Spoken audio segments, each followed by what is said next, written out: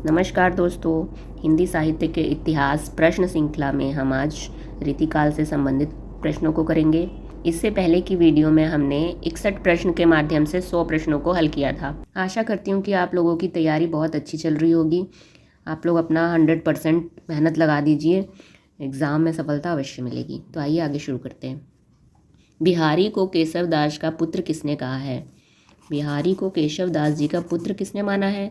तो राधा कृष्ण दास, जगन्नाथ दास रत्नाकर, गौरी शंकर द्विवेदी, इन तीनों लोगों ने बिहारी को केशव दास का पुत्र माना था।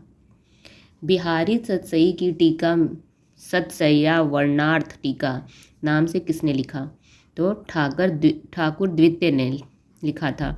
और किस में लिखा था? दोहा छंदों में किया था। बिहारी जी की जो सतसई थी उस पर कई लोगों ने टीकाएँ लिखना शुरू किया था। तो ऐसे ही सतसैया वर्णार्थ टीका नाम से किसने लिखा था? ठाकुर द्वितीय ने।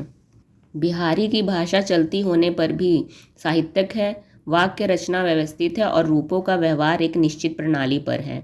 ये कथन किसका है बिहारी के संदर्भ में? शुक्ल जी का। लाल भाल पे लसत है सुंदर बेंदी लाल, कियो तिलक अनुराग ज्यों लखी के रूप रसाल, ये पंक्तियाँ किसकी है? रसनिधि जी की। नृप शंभू की संस्कृत में रचित रचना कौन सी है? बुधभूषण। सेनापति के पिता का क्या नाम था? गंगाधर दीक्षित। और इनके दादाजी का नाम था परशुराम दीक्षित। ये सेनापति जी। घनानंद के पदों का संकलन सुंदरी तिलक नाम से किसने करवाया था? तो ये करवाया था भारतेंदु हरिश्चंद्र जी ने। जा थल कीने बिहार अनेकन ता थल कांकर बैठी चुन्यो करे, ये पंक्ति किसकी है? आलम की। डॉक्टर नगेंद्र के अनुसार बिहारी सतसई में कुल कितने छंद हैं? तो कुल 719 छंद हैं, 713 दोहा है और 6 सोरठा है। और अगर पूछे डॉक्टर नगेंद्र के अनुसार तब बताना है 719 है। विरह तो घनानंद की पूंजी ठहरा, घनानंद के संबंध में ये बात किसने कही थी? रामधारी सिंह दिनकर ने। बिहारी का नया मूल्यांकन किसकी आलोचनात्मक रचना है? डॉक्टर बच्चन सिंह की। विश्वनाथ प्रसाद मिश्र ने 2 आलोचनात्मक रचना लिखी बिहारी पर, कौन कौन सी? एक तो बिहारी नाम से लिखी है बिहारी, और बिहारी की वाग्भूति। ठीक। लाला भगवान दीन ने लिखी थी बिहारी पे आलोचनात्मक रचना बिहारी बोधनी, और उदयबान ने लिखी थी बिहारी की काव्य कला। यहाँ है बिहारी की काव्य कला। वृंद की रचना यमक सतसई में कितने छंद है? 715। प्रश्न ऐसे भी आ सकता है कि यमक सतसई किसकी रचना है? तो वृंद कवि की। बिहारी सतसई को रसिकों के हृदय का घर किसने कहा है? रसिकों के हृदय का घर कहा है हजारी प्रसाद द्विवेदी ने। किसने बिहारी को सूर, तुलसी एवं केशव के बाद हिंदी साहित्य का चौथा रत्न माना है? तो लाला भगवान दीन ने। बिहारी सतसई के दोहों को शक्कर की रोटी किसने कहा है? ये कहा है पदम सिंह शर्मा ने। किसने बिहारी को रीतिकाल का सबसे लोकप्रिय कवि कहा? हजारी प्रसाद द्विवेदी ने। कौन सी रचना बिहारी सतसई के आधार पर रचित है? तो ये है रतन हजारा, और इसके रचनाकार है रसनिधि। पयो निधि परयो चाहे मिस्री की पुत्री, औरंगजेब के कहने पर इस पंक्ति की समस्या पूर्ति किसने की थी? तो ये की थी वृंद कवि ने। विश्वनाथ प्रसाद मिश्र द्वारा संपादित घनानंद कवित्व में कितने छंद है? तो 503। ये पूछ सकता है कि ये घनानंद कवित्व किसकी रचना है? तो विश्वनाथ प्रसाद मिश्र जी की।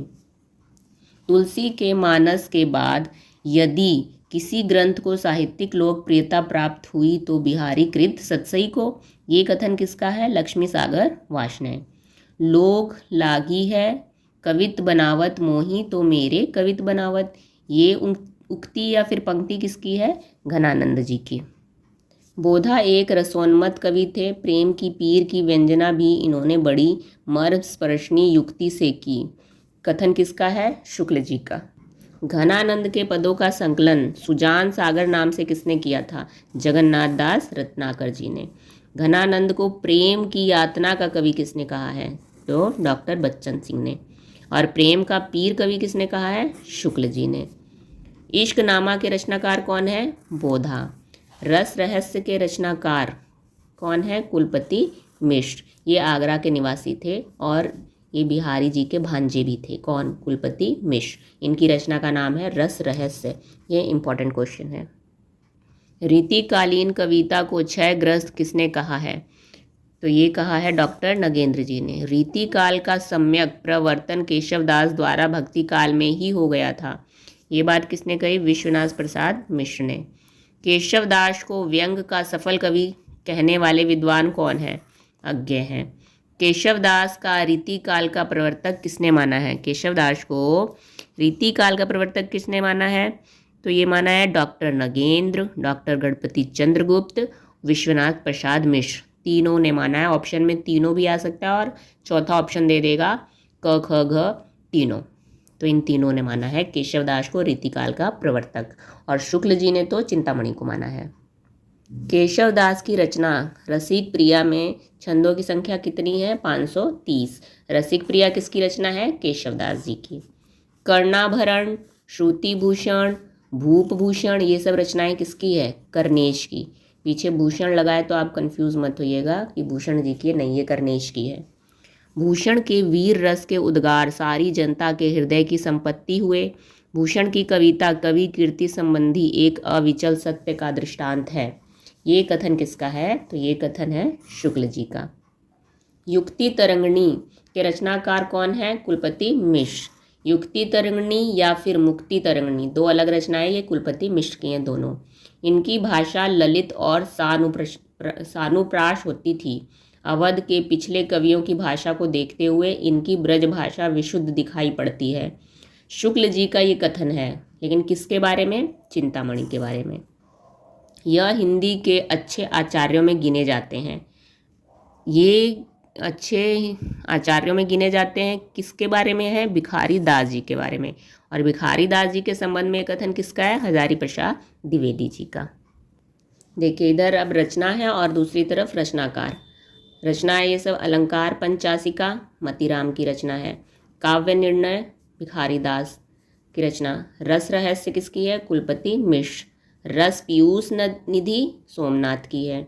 ब्रज विलास सतसई अमीरदास की। रामालंकार किसकी है? गोप कवि की है।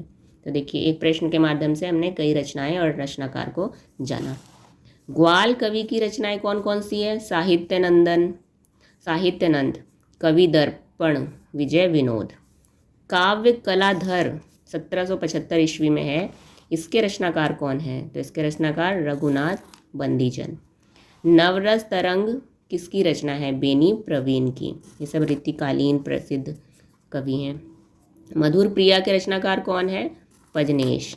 घनानंद की रचनाएं कौन कौन सी हैं? प्रीति पावस, सरस वसंत, वृंदावन शतक, ये सारी घनानंद की रचनाएं हैं। अलंकार अतियुक्ति यह बरनत अतिशय रूप, याचक तेरे दान ते भय कल्पत तरु भूप। ये कथन किसका है? जसवंत सिंह का, महाराजा जसवंत सिंह। और अगर इस पंक्ति में अलंकार पूछे तो अतियुक्ति अलंकार है। फिर देखिए एक तरफ रचनाएं और रचनाकार, क्योंकि किसकी रचना है या इस रचना के रचनाकार कौन है, ऐसे प्रश्न बहुत ज़्यादा आते हैं, तो एक ही साथ हम कर सकते हैं याद। रस कल्लोल के रचनाकार कौन है? शंभुनाथ मिश्र। अलंकार माला किसकी है? सूरती मिश्र की। अलंकार मणि श्रीनाथ की है। भाषा भरण किसकी है? वैरी साल। अनुराग बाग बाबा दीनदयाल गिरी जी की है। चरण धरत चिंता करत नींद न भावत सार सोर, सुबरन को शोधत फिरत कवि व्यभिचारी चोर। देखिए इसमें अलंकार बहुत फेमस है, अलंकार के लिए ये अलंकार के प्रश्नों में आ जाता है। अगर पूछा जाए इसमें कौन सा अलंकार है तो श्लेष अलंकार। और ये किसकी रचना है? केशवदास जी की। कौन सी शैली में लिखी है? दोहा छंद में। कुंदन को रंग फीके लगे झलके अति अंगन चारु गोराई। ये पंक्तियाँ किसकी है? मैंने क्वेश्चन मार्क डाला है, ये आप लोग कमेंट करके बताइए। आप लोगों की तैयारी कैसी चल रही है, कमेंट करके इसका जवाब बताइए।